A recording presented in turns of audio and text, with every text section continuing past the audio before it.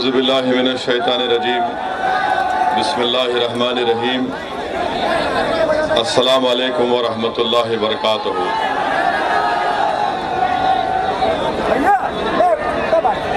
मोहतरम जनाब शौकत साहब, सदर उत्तर प्रदेश मजलिस इत्तेहादुल मुस्लिमीन जनाब तस्लीम अहमद साहब,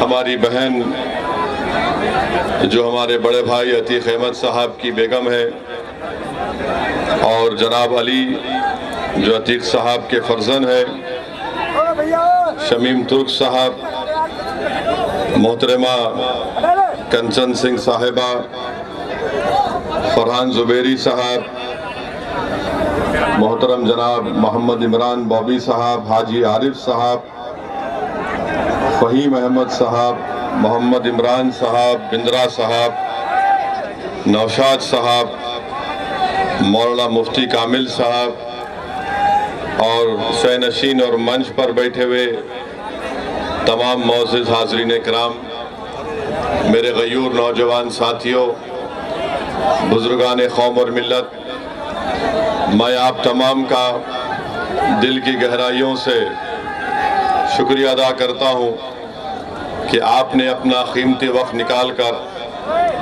आज के इस जलसे में शिरकत की, और अल्हम्दुलिल्लाह इतनी बड़ी तादाद में आप तमाम का यहाँ पर जमा होना किठौर में ये इस बात का पैगाम देता है कि इंशाअल्लाह ताला आप तमाम की दुआओं और साथ की वजह से किठौर में इंशाअल्लाह ताला आपकी बार विधानसभा के चुनाव में मजलिस इत्तेहादुल मुस्लिमीन के उम्मीदवार को आप लोग कामयाब और कामरान करेंगे।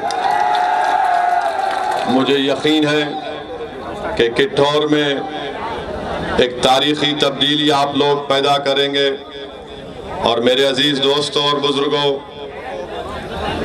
इस विधानसभा में, इस असेंबली हल्के में एक सबसे बड़ा जो मसला बना हुआ है, जिसकी मजलिस भी तायीद करती है कि किठौर को यहाँ पर इसको तहसील बनाना चाहिए, जो कई बरसों से आप लोगों का जायज़ मुतालबा रहा, मगर जिनको आपने यहाँ से अपना विधायक बनाया, जिस पार्टी को आपने सत्ता दी, जिस पार्टी को आपने उसका मुख्यमंत्री बनाया, उन्होंने किठौर को तहसील का मुकाम नहीं दिया। मैं आपसे वादा कर रहा हूं कि इंशाअल्लाह ताला आप आने वाले असेंबली और विधानसभा के इलेक्शन में मजलिस के हक में अपने वोट का इस्तेमाल करिए। हम उत्तर प्रदेश की असेंबली के दौरो दीवार को वहां पर खड़े होकर उत्तर प्रदेश की विधानसभा को मिलाकर रख देंगे, ताकि किठौर में इसको तहसील का मुकाम दिया जा सके। वहीं पर मेरे अजीज दोस्तों और बुजुर्गों, आपका एक और अहम मसला यह है कि जो काली नदी है, इसकी सफाई और डिसिल्टिंग का इंतज़ाम जो कभी भी नहीं किया गया, मगर ये बताता है कि योगी आदित्यनाथ की सरकार और बीजेपी की सरकार ने किठौर विधानसभा को खास तौर से नज़रअंदाज करके रख दिया गया। वहीं पर आप जानते हैं कि किठौर से अगर मीरठ शहर जाना है तो माशाल्लाह रोड नज़र नहीं आती, खड्डों में रोड नज़र आती है, इसका भी काम नहीं किया गया। मैं आपसे वादा करता हूं कि इंशाअल्लाह ताला इस मसले को भी मजलिस का विधायक जो अगर आपकी दुआओं और वोट से कामयाब हुआ, वो इसको पूरा करेगा। दूसरी चीज मेरे अजीज दोस्तों और बुजुर्गों, इंटर कॉलेज की बिल्डिंग तो बनी हुई है, मगर बाबा की सरकार ने उसमें कॉलेज की बिल्डिंग में कॉलेज को शुरू नहीं किया। ये भी एक बहुत बड़ा मसला यहाँ पर बना हुआ है। यहाँ पर अस्पताल की शदीद जरूरत है, मगर इसके बावजूद भी यहाँ पर अस्पताल का कोई इंतजाम, माकूल इंतजाम नहीं किया गया। आपके विधानसभा में बल्कि अतराफ में 2 चीनी की फैक्ट्रियां हैं, एक मवाना में और दूसरा मेहुद्दीनपुर में, मगर किसानों को उससे कोई फायदा नहीं होता।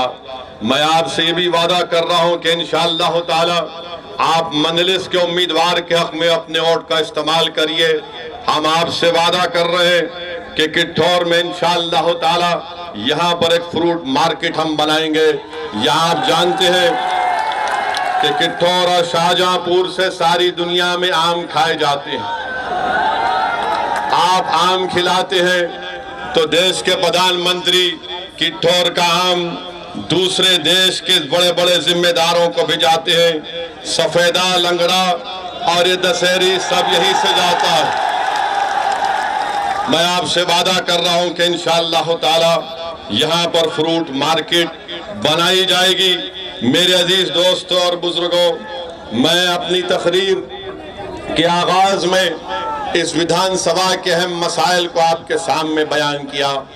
अभी आपने हमारे उत्तर प्रदेश के अध्यक्ष जनाब शौकत साहब से तफसीली गुफ्तगू सुनी। उससे पहले आपने हमारे भाई जनाब अतीक साहब जो अहमदाबाद की साबरमती जेल में उनको वहां पर रखा गया, वहां से उन्होंने अपने तकलीफ का इजहार अपने खत के जरिए से किया, अपनी उम्मीदों का, उनकी ख्वाहिशात का उन्होंने जिक्र किया। अभी हमने अपनी बहन से जनाब अतीक साहब के खत को पढ़ते हुए सुना, और अगर आप उस गौर से उस खत को सुनेंगे जिसको हमारी बहन ने पढ़कर सुनाया, तो अतीक साहब ने कभी भी अपने लिए कोई बात नहीं की।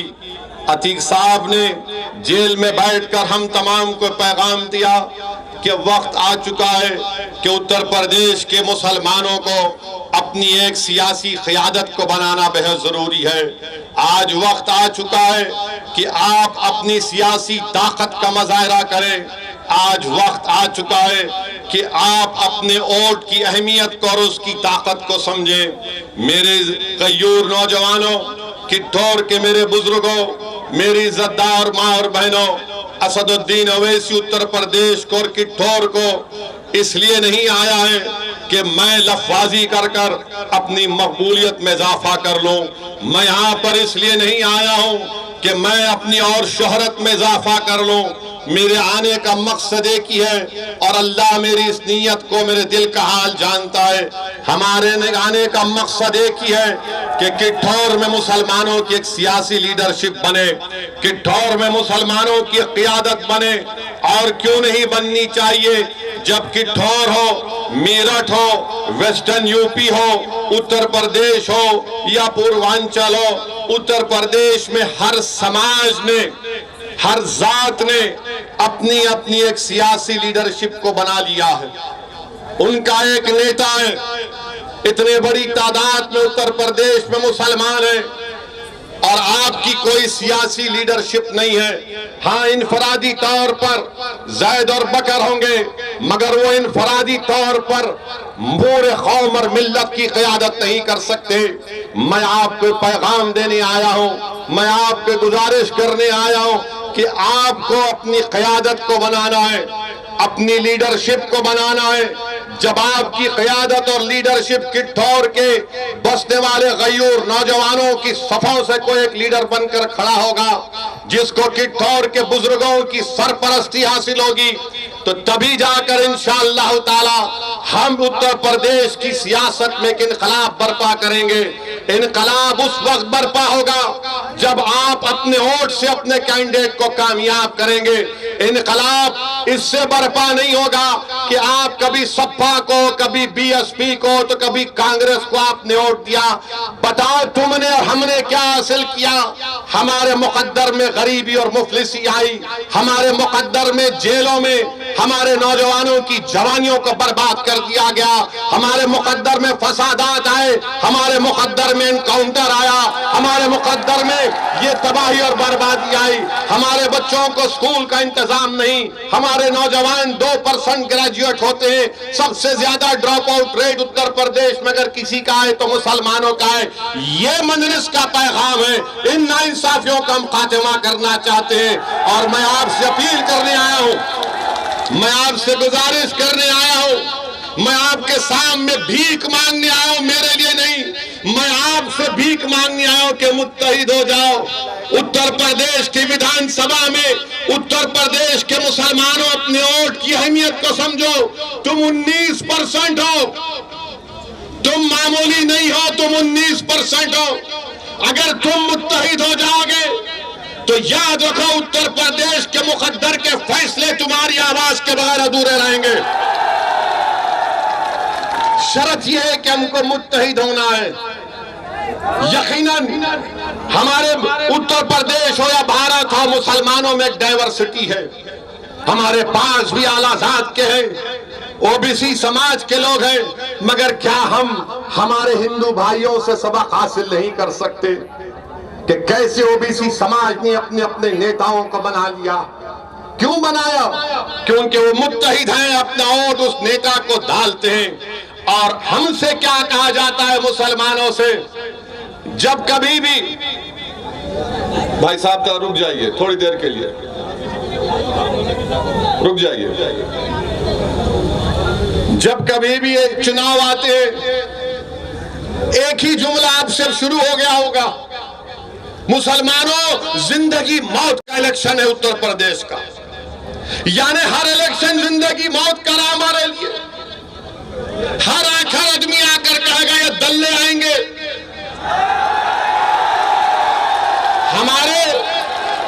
हमारे जाने के बाद ये आकर आपके कान में खुसफुस करेंगे, अरे ये जिंदगी मौत का इलेक्शन है। ये सब आकर कहेंगे जिंदगी मौत का इलेक्शन है। ये ओवैसी भड़काऊ भाषण देता है, ये ओवैसी जज्बाती बात करता है, नौजवान उसकी बात को दाद देते हैं। ओवैसी भड़काऊ भाषण नहीं देता, ओवैसी ना जज्बाती भाषण देता है, ओवैसी सच को बयान करता है। और अल्लाह जानता है इस बात को, मैं सच को बयान कर रहा हूं। मैं आज भी कह रहा हूं, भारत में अगर कोई असदुद्दीन ओवैसी का मुखालिफ है तो एक वक्त और मुकाम तय करो, बहस कर लेंगे। तुम 10 मिनट में जूते उठाकर भाग जाओगे। पूरे उत्तर प्रदेश में अगर किसी से सबसे ज्यादा नाइंसाफी हुई दलितों के बाद, तो उत्तर प्रदेश के मुसलमानों से नाइंसाफी हुई है। और नाइंसाफी करने वाले कौन? जो हमसे वोट हासिल करते रहे, ये डरा डरा कर वोट हासिल किया कि जिंदगी और मौत का इलेक्शन है। इलेक्शन तो हो गया, हम रोज मरते थे, वो कभी नहीं आते थे, मगर जब इलेक्शन आ गया तो सब के सब एक ही आवाज में, यानी खव्वालों की टीम निकल चुकी है, एक ही राग में राग जागते हैं कि जिंदगी मौत का मामला है, जिंदगी मौत का मामला है। बताओ अगर उत्तर प्रदेश में सिर्फ 2% मुसलमान ग्रेजुएट है तो क्या यह जिंदगी मौत का मामला नहीं है? उत्तर प्रदेश में अगर सबसे ज्यादा बच्चे और बच्चियां स्कूल से दूर हैं, मुसलमान हैं, क्या यह जिंदगी और मौत का मामला नहीं है? उत्तर प्रदेश की जेलों में 27% मुसलमान अंडर ट्रायल हैं, तो क्या यह जिंदगी और मौत का मामला नहीं है? उत्तर प्रदेश में 5 साल में सबसे ज्यादा इनकाउंटर 37% अगर किसी का हुआ तो मुसलमानों का है, तो क्या इनकी मौत नहीं हुई है? तुम कब आवाज उठाओगे इस पर?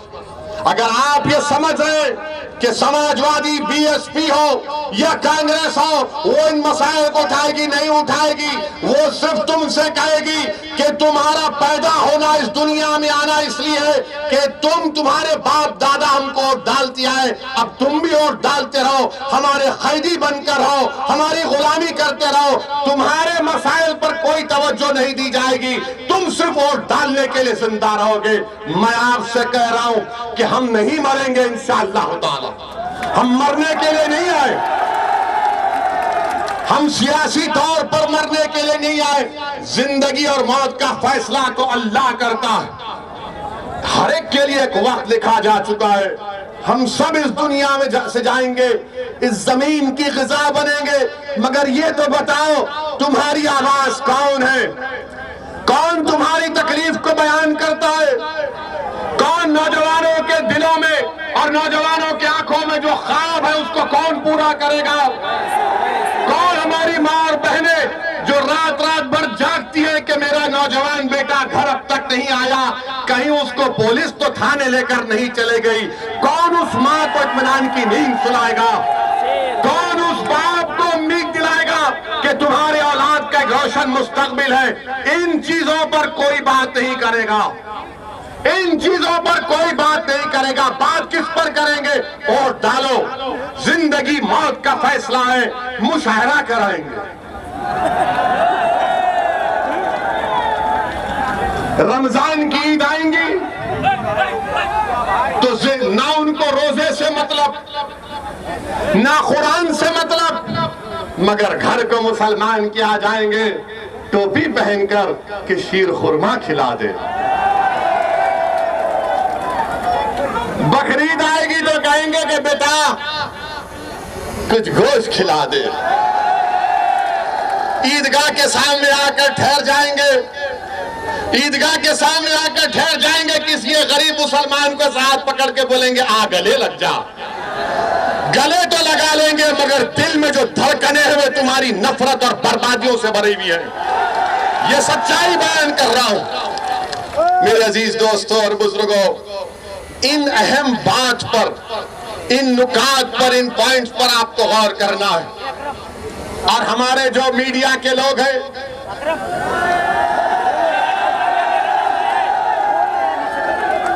80% मोदी की तारीफ में है,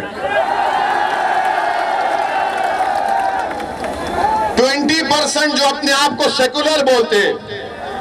ये 80% और 20% में एक फर्क है, एक चीज है जो दोनों में मुत्तहिद है एक चीज पर। 80% जो मीडिया मोदी की सपोर्ट करता है, 20% जो अपने आप को सेकुलर बोलता है, सेकुलर नहीं है, अंदर से आरएसएस की पैंट पहने हुए।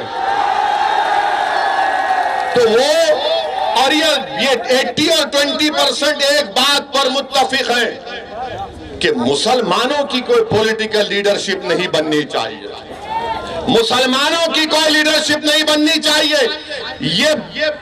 ये बीजेपी आरएसएस के लोग कहते हैं मुसलमान की लीडरशिप बनेगी तो देश का विभाजन हुआ था। तो हम उनको बताना चाह रहे, अगर आज भारत में इतनी बड़ी तादाद में मुसलमान रह रहे तो हमने, हमारे बुजुर्गों ने जिना के पैगाम को हमने ठोकर मारी थी और हमने कहा कि हम पाकिस्तान से कोई हमारा मतलब नहीं है, कोई मतलब नहीं है पाकिस्तान से हमारा। हमने उस पैगाम को ठुकराया। और जो लोग मुझ पर इल्जाम लगाते हैं, क्या तुम नहीं जानते कि दिल्ली की जामा मस्जिद की सीढ़ियों पर खड़े होकर क्या भारत के मुसलमानों को उस वक्त की हुकूमत के वजीर मौलाना अबुल कलाम आजाद ने नहीं कहा था भारत के मुसलमानों से कि तुम हिजरत के मुकद्दस नाम पर फरार की जिंदगी मत गुजारो? क्या उस वक्त की हुकूमत नेहरू के कैबिनेट के मंत्री कौन थे? मौलाना अबुल कलाम आजाद रहमतुल्लाह अलैह। क्या मौलाना आजाद ने नहीं कहा था कि हिजरत के मुकद्दस नाम पर फरार की जिंदगी मत गुजारो? तुम इस भारत के शहरी हो तो बताओ आपने हमारे से क्या किया? हमको इस वतन अजीज से जब भी मोहब्बत थी, आज भी और कल भी रहेगी इंशाअल्लाह ताला। और फिर ये जो 20% का अपने आप को सेकुलर कहते हैं, इनको भी एक ही बात की तकलीफ है कि ओवैसी मुसलमानों की पॉलिटिकल लीडरशिप की बात कर रहा है। ये नहीं हो सकता। मैं उन मीडिया के लोगों से पूछना चाह रहा हूं, जब अगर कोई एक मीडिया का एक जिम्मेदार किसी टीवी चैनल में पहुंच जाता है और वो एक बड़े ओहदे पर आ जाता है तो वो ये कोशिश करता है कि अपनी जात के लोगों को मीडिया में घुसाया जाए, उसको नौकरी मिले। मैं नाम लेना नहीं चाहता, मगर किसी ने मुझसे कहा था कि फुला शख्स के बारे में आपकी राय क्या है? तो मैंने कहा उनके बारे में मशहूर है कि जब वो किसी टीवी चैनल में एंकर थे तो उस मीडिया चैनल के लोगों को बोलते थे कि ये मेरी जात का है, इसको नौकरी पे रख लो, इसको नौकरी पे रख लो। आज आकर आप इंटरव्यू ले रहे लोगों का कि ओवैसी का सभा है, मजलिस की सभा है, बोलो क्या होगा, उत्तर प्रदेश में क्या होगा। अच्छा, सवाल कैसे करते, मुसलमान का अगर वोट नहीं मिला तो बीजेपी आ जाएगी? पूछते हैं ना, बोलते हैं ना, अगर मुसलमान का वोट डिवाइड हुआ तो बीजेपी आ जाएगी? ये हर एक सवाल करता है ना आपसे। मुसलमान का और डिवाइड हुआ तो बीजेपी आ जाएगी, पूछते हैं ना। अच्छा, आप मेरे सवाल का जवाब दो। 2014 के जब लोकसभा के चुनाव हुए, क्या आपने मोदी के नाम पर वोट दिया था? किसने बीजेपी को वोट नहीं दिया? हाथ उठाइए।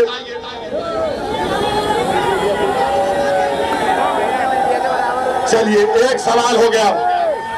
2017 का विधानसभा का चुनाव हुआ, किसने योगी को या बीजेपी को वोट दिया? हाथ उठाइए। नहीं दिया? किसने नहीं दिया? हाथ उठाइए। चलिए, 2019 का लोकसभा का चुनाव आया, किसी ने बीजेपी को वोट दिया? आपने दिया तो नहीं दिया तो हाथ उठाइए। अरे 20% मीडिया आलो, चुल्लू पर पानी में डूब मरो, देखो ये हमारी वफादारी है। बेशर्मा, देखो ये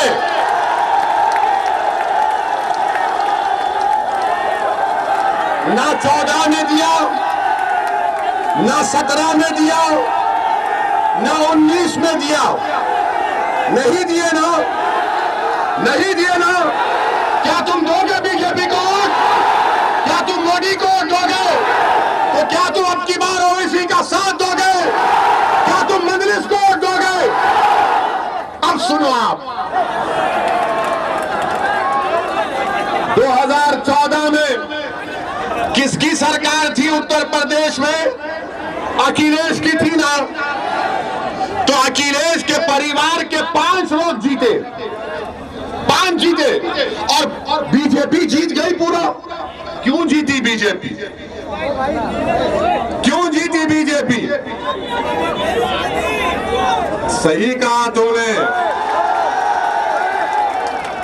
सही कहा तुमने। उन्होंने कहा, मैं नहीं कह रहा हूं, जनता कह रही है, वरना ये 80% 20% के दल्ले बोलेंगे तो ऐसी बोला।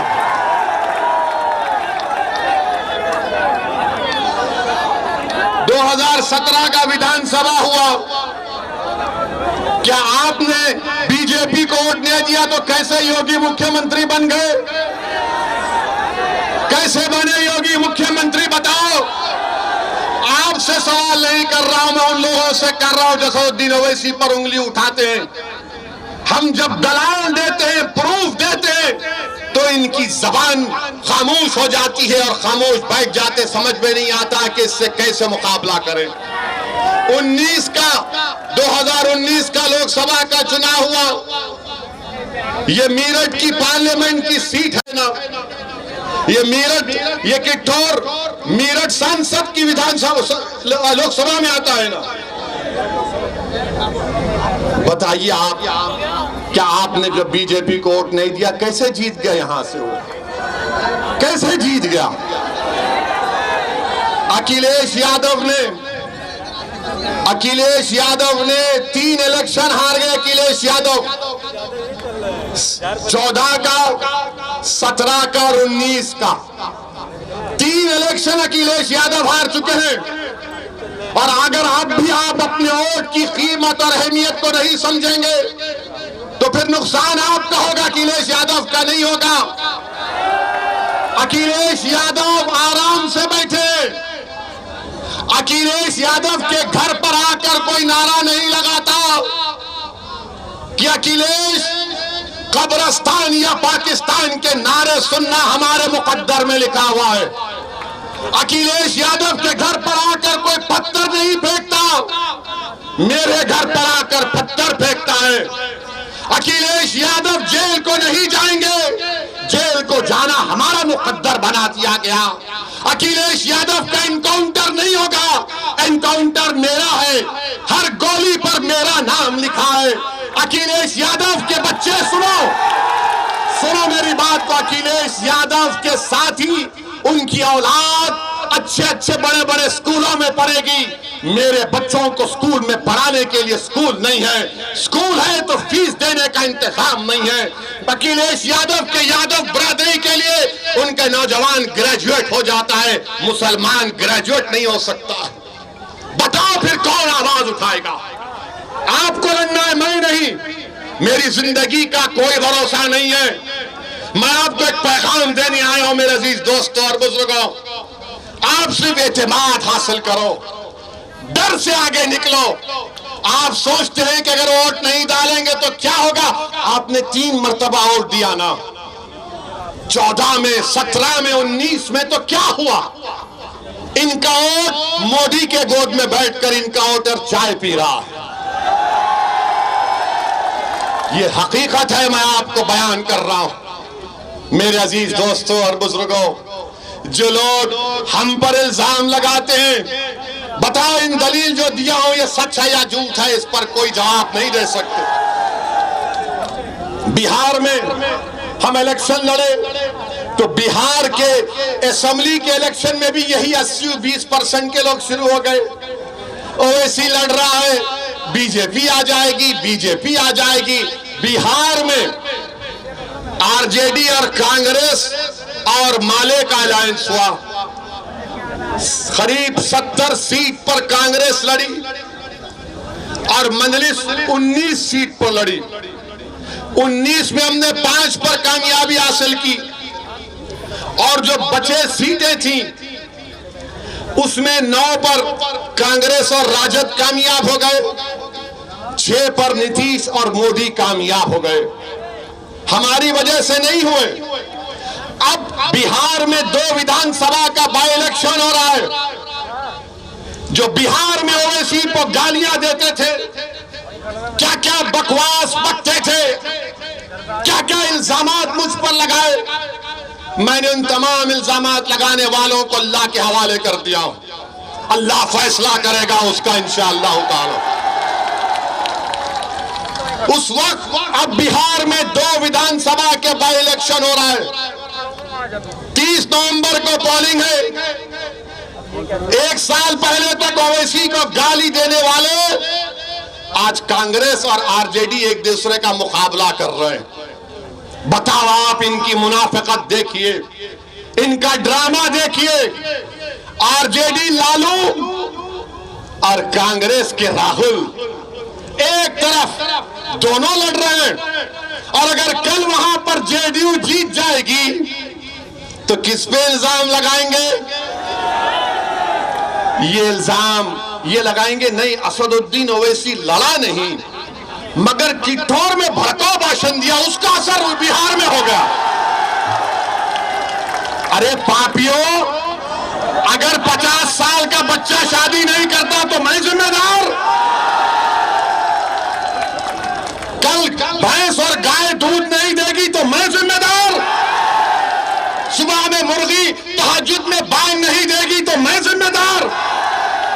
अरे तुम्हारी कमजोरियां, तुम्हारे झूठ, तुम्हारी मक्कारी तुमको इंशाअल्लाह एक दिन तबाह बर्बाद कर रही है। अब आप बताइए, बिहार में कांग्रेस और लालू एक दूसरे से मुकाबला कर रहे हैं और यहां पर आकर कह रहे हैं ओवैसी वोट काटने आया है। मगर जब हम ये बयान करते हैं तो आज कुछ नहीं कह सकते हैं। मेरे अजीज दोस्तों और बुजुर्गों, मैं आज के जलसे से आसिफ, मोहसिन, अलीम, शाहिद और आसिफ को ना सिर्फ खिराज अकीदत पेश करता हूं बल्कि अल्लाह से दुआ करता हूं कि अल्लाह सुब्हाना व तआला अपने फजल और करम से आसिफ, मोहसिन, अलीम, शाहिद और आसिफ को अल्लाह इनकी मग़फ़िरत करे, अल्लाह इनकी खबरों को नूर से भर दे, अल्लाह इनके माँ बाप को सब्र जमील अता करे और अल्लाह मुसलमानों में इनका नेक नेमुल बदल पैदा करे। अब आप जानते कौन था आसिफ? आप जानते अलीम कौन था?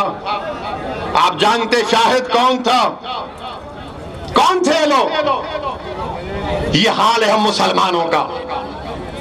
किठौर के नौजवानों, मैं तुमसे शिकायत करने आया हूं कि जिन बच्चों को पुलिस ने गोलियों का निशाना बना दिया CAA में, मीरठ में, तुम उनका नाम भूल गए? नहीं, थाली मारने के लिए नहीं, याद दिला रहा हूं, ये मरने वाले किसी के बेटे थे, किसी का भाई था, किसी का शौहर था, किसी की जिम्मेदारी थी जो आज वो लोग महरूम हो चुके हैं। हम भूल चुके हैं ये हाल हम मुसलमानों का है, जिनके सीनों पर गोलियां मार दी गई इसलिए मारा गया क्योंकि मुसलमान थे, और आप उनको भूल रहे हैं। याद रखो इन लोगों को, याद रखो इन लोगों को, ये मरे नहीं, ये जिंदा हैं, ये शहीद है, अल्लाह की राह में उन्होंने अपनी जानों को कुर्बान किया है।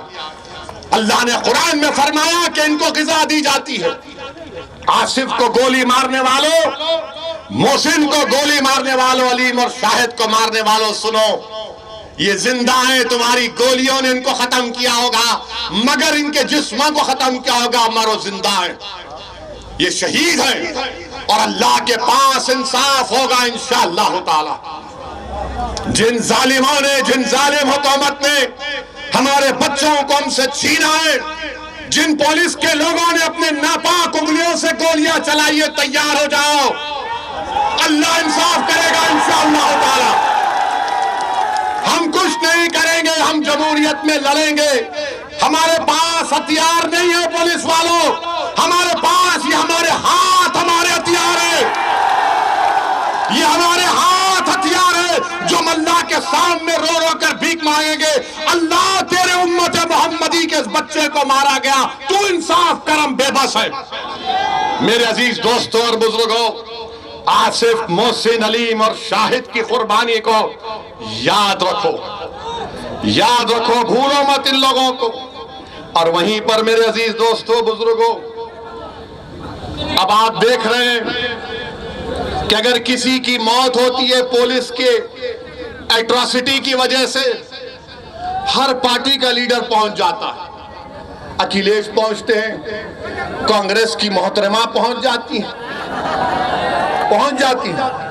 हम इनसे पूछना चाह रहे कि बबूतरा गांव प्रतापगढ़ का तौफीक, जिसको पुलिस ने फेक एनकाउंटर में मार दिया, क्यों नहीं जाएंगे उनके पास?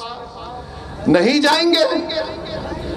उन्नाव का फैसल, तरकारी बेचने वाला, पुलिस कस्टडी में मर गया, कोई नहीं जाएगा। गोरखपुर में गुप्ता साहब को मारा गया, मर गया, हमने उसको कंडेम करते तो अखिलेश कानपुर जाकर उनके परिवार को 21 लाख का चेक देते, 21 लाख का। क्या फैसल को नहीं देना चाहिए था? क्या तौफीक को नहीं मिलना चाहिए था? मेरे अजीज दोस्तों और बुजुर्गों, ये इसलिए नहीं करते, इसलिए तौफीक और फैसल के पास नहीं जाते क्योंकि अगर उनके पास जाएंगे तो दूसरों का वोट नहीं मिलेगा। खुला कहते हैं अगर हम जाएंगे तो दूसरों का वोट नहीं मिलेगा, तो फिर तुम हमसे क्यों वोट मांगते हो? हम क्या तुम्हारे गुलाम हैं? हम क्या, हमारे मुकद्दर में लिखा है कि एक को डाले बाप को डाले, बेटे को भी मुख्यमंत्री बनाया, एक एक परिवार से 3-3 को प्रधानमंत्री बनाया, कितनों को यहां पर विधानसभा भी जाया, सांसद बनाया, मगर इंसाफ कहां हुआ बताओ? यही मंजलिस खिलाई है इंसाफ की। मेरे अजीज दोस्तों और बुजुर्गों, फिर मौला कलीम सिद्दीकी को जानते हैं? जानते मौला कलीम सिद्दीकी को? कितने लोग जानते? हाथ उठाओ। वही हाथ वैसा ही रोको। कितनों ने कलीम सिद्दीकी का नाम लिया? कौन सी पार्टी ने नाम लिया बताओ? क्या सपा ने लिया? क्या बीएसपी ने लिया? क्या कांग्रेस ने लिया? क्यों नहीं लेते? पूछो अपने आप से। इसलिए नहीं लेते कि कलीम का नाम लेंगे तो शाम नाराज हो जाएगा। अगर कलीम का नाम लेंगे तो शाम नाराज हो जाएगा, अगर कलीम का नाम लेंगे तो योगी नाराज हो जाएगा, अगर कलीम का नाम लेंगे तो मोदी नाराज हो जाएगा। इसीलिए कलीम का नाम नहीं लेते। मेरे अजीज दोस्तों और बुजुर्गों, हम ही तो बोल रहे हैं मौला कलीम सिद्दीकी के बारे में, ये लोग नहीं बोलेंगे। ये कैसा बोलते हैं? इनके पास जो इनके मुस्लिम दुम छल्ले जिसको कहते हैं, इनको बुलाते हैं कमरे में, अकेले बात करके बोलते हैं, देखो तुम एक बयान दे दो। आज ओवैसी ने कितौर में कहा, तुम एक छोटा सा बयान दे दो। जब वो बेचारा मुसलमान हिम्मत करके कहेगा नेताजी आप कह दीजिए ना, हमारा मुसलमान खुश हो जाएगा, तो बोले नहीं नहीं नहीं, अगर हम बोलेंगे तो मोदी और योगी नाराज हो जाएंगे, उनका वोट नहीं मिलेगा। मगर हम वोट डालने वाले हैं। आप 3 इलेक्शन में वोट डाले, 14, 17 और 19, 22 में वो गलती मत करो। आप दोबारा वो गलती मत करिए, खुदा के लिए। हमारा मामला क्या है मुसलमानों का? हमारे घर में आग लगी है, हमारे घर में आग लगी है, और हमारे घर से दूर 200 कोस पर एक आवाज आती है, अरे हमारा घर जल रहा है। तो मुसलमान क्या कर, अरे पहले उसका घर जाके आग बुझाऊंगा। और हम वो घर को आग बुझाते हैं, वो घर वाले को बचा लेते हैं, जब वापिस आते देखते उसका घर खंडेर बन चुका है, राख में सब जल गया। अब घर को बचाना है, घर को किसी को जलाने नहीं देना है, घर पर आंच आने नहीं देना है, घर की दीवार को सलामत रखना है। और दीवार उस वक्त सलामत रहेगी नौजवानों जब तुम सलामत रहोगे। घर की इज्जत उस वक्त सलामत रहेगी जब बुजुर्ग नौजवानों की सरपरस्ती करेंगे। घर पर आज जब वो नहीं आएगी जब उस घर की मां और बहनें कहेंगी कि बेटे तू इस घर का मुहाफिज है, तू ठहर जा घर के सामने और इस घर पर किसी को हमला करने मत दे। मेरे अजीज दोस्तों और बुजुर्गों, आज मंजलिस आपसे यही अपील करनी आई है कि पहले अपने घर की फिक्र करो, अपने घर में चिराग जलाओ, अपने घर को रोशनी, घर में रोशनी पैदा करो, अपने घर में अंधेरा पैदा होने मत दो। मेरे अजीज दोस्तों और बुजुर्गों, फिर एक और वाकया, योगी आदित्यनाथ जिनको मैं बाबा कहता हूं, बाबा कहते हैं, मोदी भी कहते हैं सबका साथ, सबका विश्वास, सबका विकास। और कल मोदी जी तो देश के सामने 10 बजे आ गए, आके बोले भाइयों बहनों, हमने तारीख बना दी, 100 करोड़ वैक्सीन लग गए, 100 करोड़ वैक्सीन लग गए। मोदी जी जरा कम करके फेंकते तो अच्छा था। 100 करोड़ लगे, मगर कितने भारत के बाशिंदों को लगे? अच्छा, इसमें हाथ उठाइए, कितनों ने अब तक 2 टीके लगाए? कितनों ने 2 टीके लगाए? डरिए मत। कितनों ने 1 टीका लगाया? मोदी जी देखो, सिर्फ 1 टीका लगा रहे, बाजा बजा रहे। भारत में सिर्फ 31% जनता को 2 टीके लगे। और फिर मोदी जी कल ये भी गलत बोल दिए कि ये टीके भारत में बनाए गए। मोदी जी, हमारे कान में तो फूल नहीं है ना, हम थोड़ा बहुत पढ़ना लिखना जानते हैं। जो 100 करोड़ टीके लगाए गए, 90% बर्तानिया में, इंग्लैंड के बने हुए, यहां पर टेक्नोलॉजी दी गई। तो मोदी जी वो तो बर्तानिया का है ना, आप कहते हैं कि भारत में बनाए गए। और फिर क्या मोदी जी की सरकार ने नहीं कहा था मई और जून में कि दिसंबर 31, 2021 तक हर भारत के नागरिक को 2 टीके लग जाएंगे? नहीं लगेंगे दिसंबर 31 तक। कम से कम अगर यही रफ्तार रही तो 22 मार्च हो जाएंगे।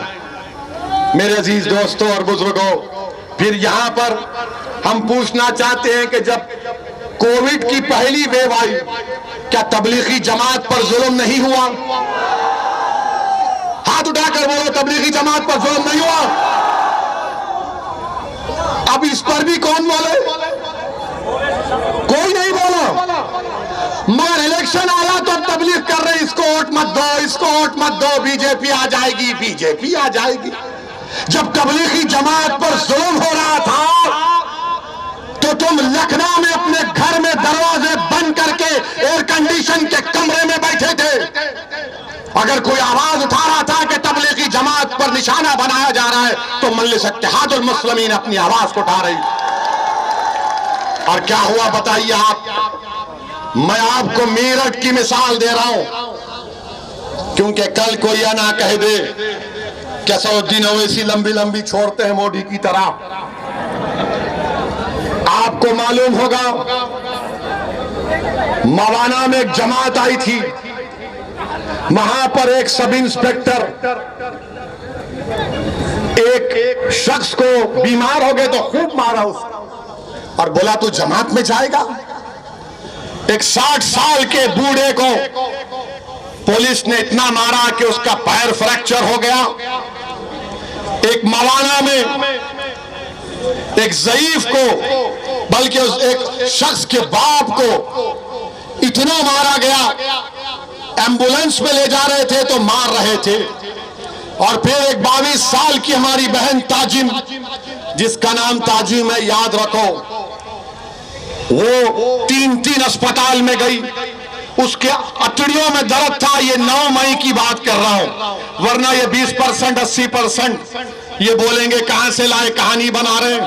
इस ताजीम को लोकप्रिय अस्पताल मेरठ में लेकर गए, बोले नहीं लेंगे। नूटेमा हॉस्पिटल लेकर गए शहर में, नहीं लिए। मेरठ मेडिकल कॉलेज को लेकर गए, नहीं लिए। और सुबर्ता मेडिकल कॉलेज में लेकर गए तो वो वेंटिलेटर पर आ गई और 3 दिन के बाद उसकी मौत हो गई। मेरे अजीज दोस्तों और बुजुर्गों, ये सबका साथ और सबका विश्वास की निशानी है बाबा। और फिर 6 मई को अमरीन हामिला थी।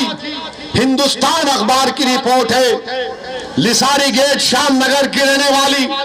7 मई को उसको दर्द शुरू हुआ, हर अस्पताल में लेकर जा रहे थे, नाम अमरीन था तो कहा कोविड का टेस्ट नहीं है, नहीं लेंगे। अमरीन अस्पताल पहुंचने तक तड़प तड़प कर अमरीन मर गई। ये सबका साथ, सबका विश्वास है।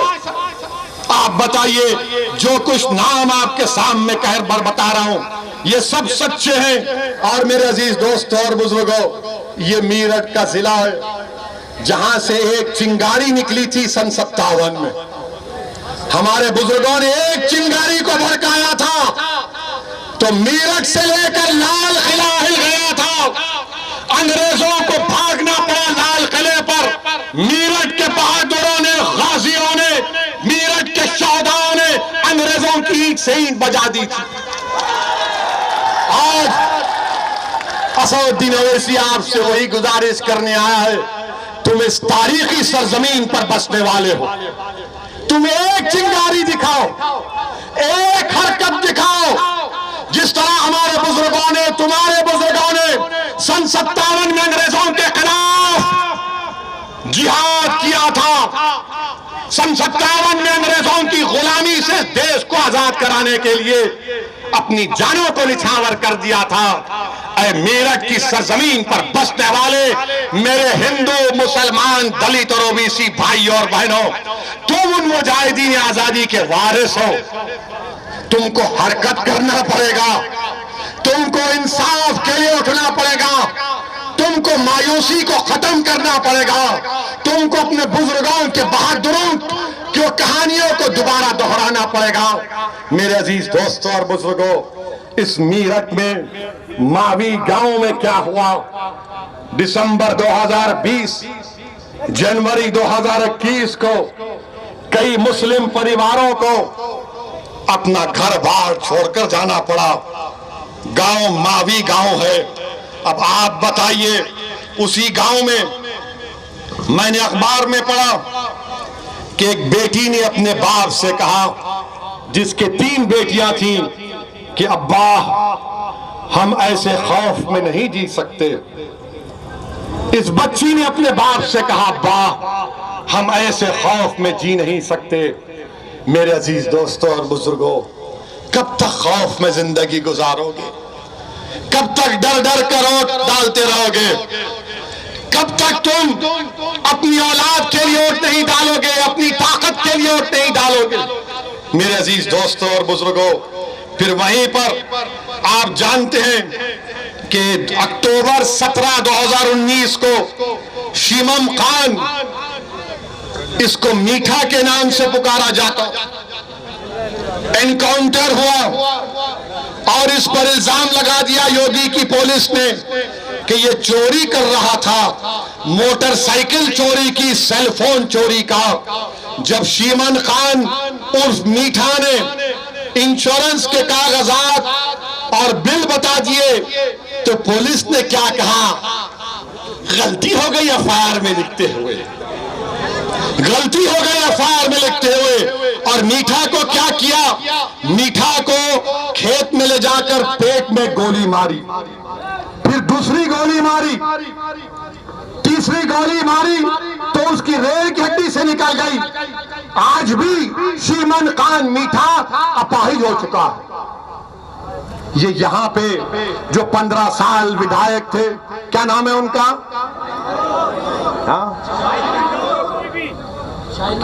क्या आपको ये मंजूर था शाहिद? मुंह नहीं खोलेंगे? शौकत गांव को आया तो बोलेंगे गोली मारेंगे। मैं इन लोगों को कहना चाहूंगा, अगर तुम्हारी गोली पर असदुद्दीन ओवैसी की मौत लिखी है तो मारो मुझे, मैं मरने के लिए तैयार हूं। मैं मरने के लिए तैयार हूं, मुझे मौत का डर नहीं है। मुझे डर इस बात का है कि जब कब्र में जाऊंगा और हशर के मैदान में उठा जाऊंगा, मैं क्या जवाब दूंगा अपने अमाल के बारे में। मारो अगर तुम्हारे दम है तो। तुम तो गोली अपने भाई को मार सकते ना, तुम तो इतने बहादुर हो कि तुम हम पर ही गोली उठा सकते हो, मगर तुम्हारी गोलियों को जंग लग गया था, तुम्हारी सोच खत्म हो चुकी थी। तुम मर्द नहीं, मुकन्निस कहलाने के लायक हो। मेरे अजीज दोस्तों और बुजुर्गों, फिर आप देख इसने एक लंबी दास्तान। अच्छा, ये योगी की सरकार है। योगी बोलते कोई यहां पर फसाद नहीं हुआ, कितना झूठ बोलेंगे।